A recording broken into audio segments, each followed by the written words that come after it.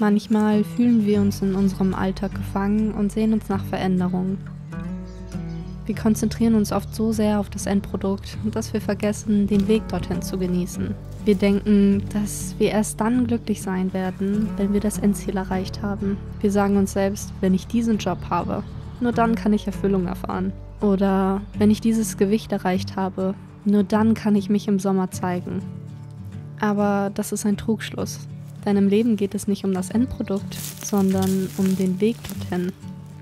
Und auf diesem Weg gibt es unzählige kleine Momente und Veränderungen, die uns Freude und Inspiration geben können. Wir müssen nur bewusst darauf achten und vor allem diese kleinen Momente zelebrieren.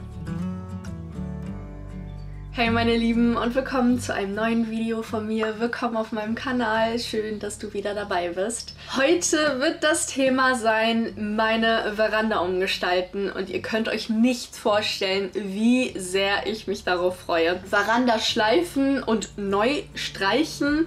Ich werde Polsterkissen gemeinsam mit Mama drehen. Es kommt ein eBay Kleinanzeigen Haul.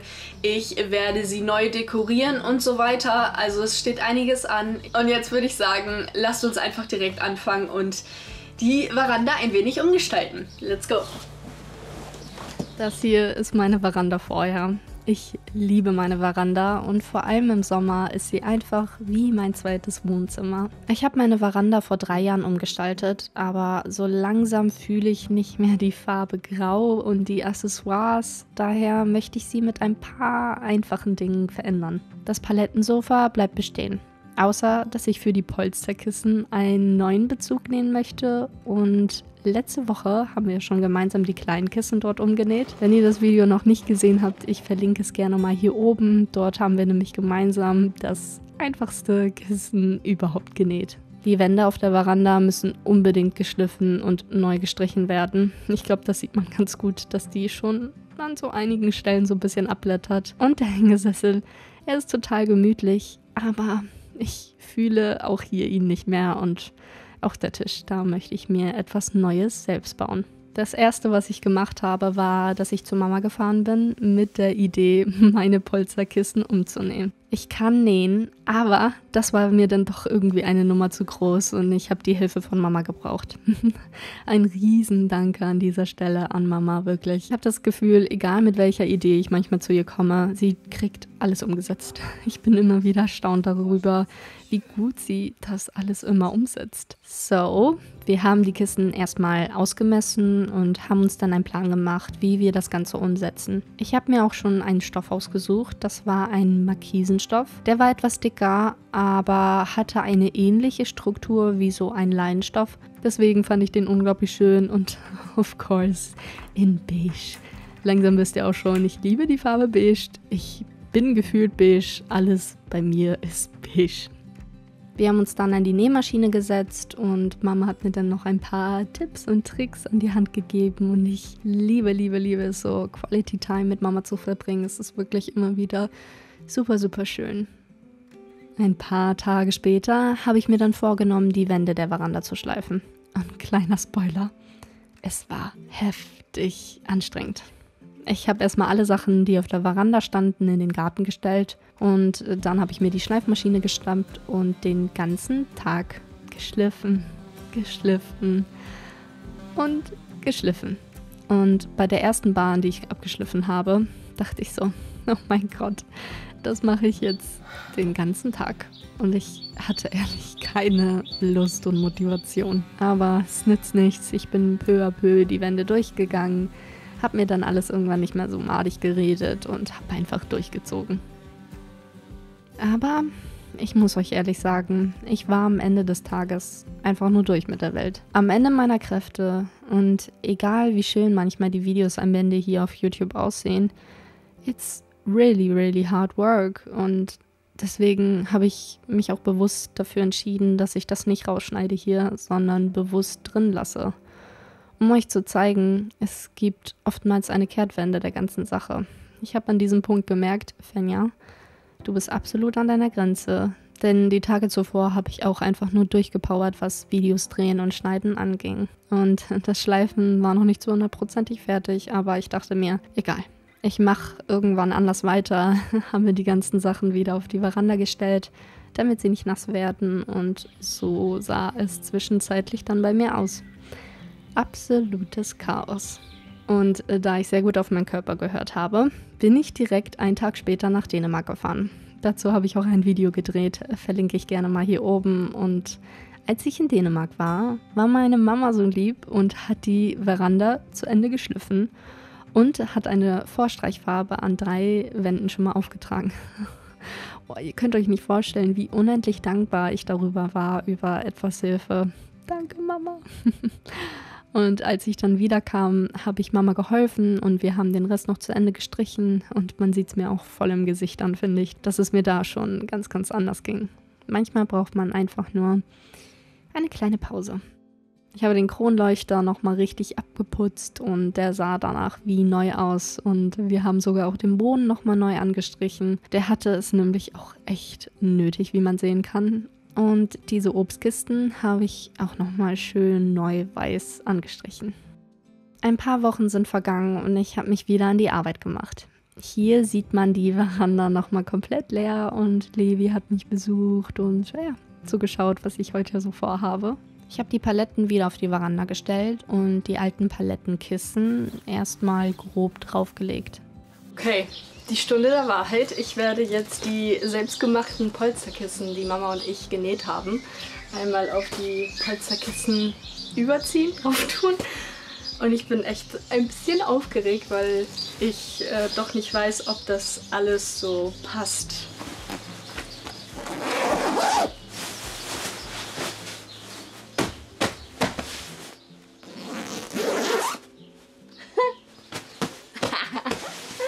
Das ist so cool.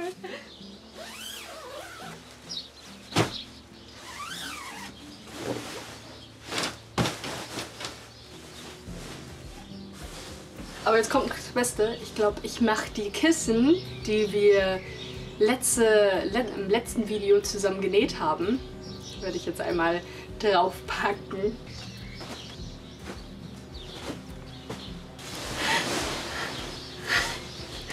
Ich liebe es, wenn meine Visionen, meine Pläne im Kopf zur Realität gekommen sind und ich sie genauso ins Leben bringen konnte, wie ich es mir vorher in meinem Kopf vorgestellt habe. Denn genau so habe ich es mir vorgestellt.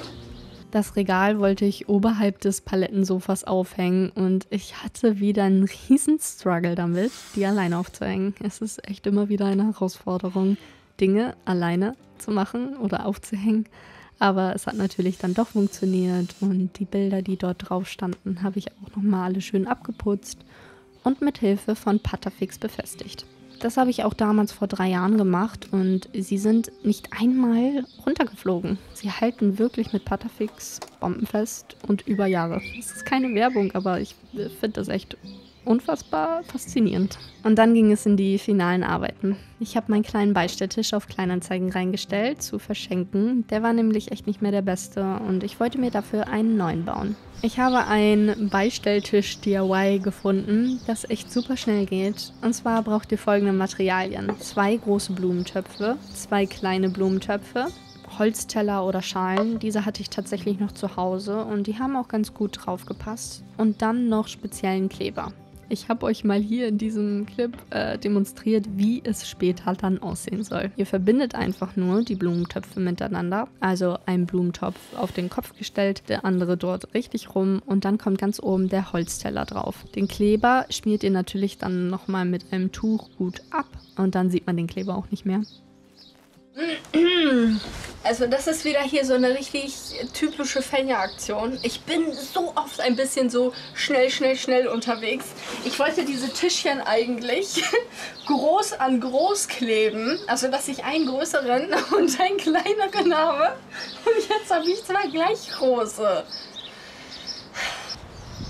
Oh, es geht noch. Es geht noch. Okay. Ah, okay. Und jetzt einmal tauschen. So gehören sie nämlich. Ach du Scheiße. Ich mache hier wieder auch alles dreckig. Also so sollten sie eigentlich sein. Jetzt finde ich sie auch gut. Jetzt finde ich sie passend.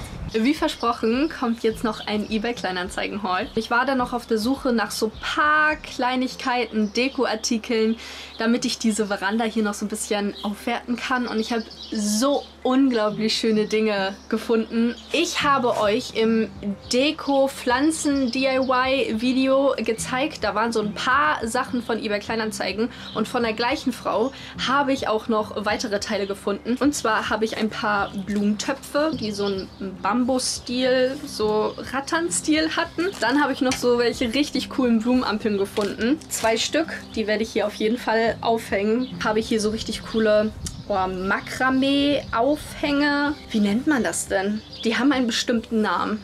Schreibt mir das gerne mal in die Kommentare, wie diese hier nochmal heißen. Aber ich finde die unglaublich schön. Und die wollte ich hier auf der Veranda hinhängen, genauso wie das hier. Ich bin mir nicht sicher, ob das wirklich final so bleiben wird, weil es hat ein bisschen zu viel Farbe für mich. Ihr wisst, ich liebe beige. We will see. Und als letztes habe ich hier so eine richtig, richtig schöne Vase. Die kann ich mir richtig gut auf dem Tisch vorstellen mit ein paar Blümchen drin oder Pampasgras. Machen wir weiter. Und zwar habe ich diese beiden Blumentöpfe hier geschenkt bekommen. Also ganz viele Sachen sind natürlich auch bei eBay Kleinanzeigen zu verschenken eingestellt. Und ich fand die beiden unglaublich schön. Vielleicht muss man die noch mal ein bisschen putzen oder man kann sie natürlich auch ganz einfach ein bisschen überstreichen. Aber ich fand sie so roh eigentlich ganz cool. Dann habe ich hier noch einen richtig coolen Rattanteppich. Es ist auf jeden Fall aus irgendeinem Naturmaterial. Ich weiß es nicht. Der ist so rund und hat hier so coole Kreise. Ich fand den richtig schön. Und als letztes kommt mein Highlight. Ich habe mir einen neuen Hängesessel gekauft auf eBay Kleinanzeigen für sage und schreibe 30 €. Und zwar ist das, wow, jetzt wird es schwierig, das in der Kamera zu zeigen, aber diesen coolen Hängesessel hier im Makramee-Style. Super, super cool. Ich freue mich so unglaublich, den gleich aufzuhängen und alles fertig zu dekorieren. Und dann sehen wir uns jetzt beim Dekorieren und Fertigstellen. Und hier seht ihr jetzt nochmal zum Schluss das fertige Ergebnis. Bin so, so, so zufrieden. Wie findet ihr die Veranda? Schreibt mir das mal gerne unbedingt in die Kommentare.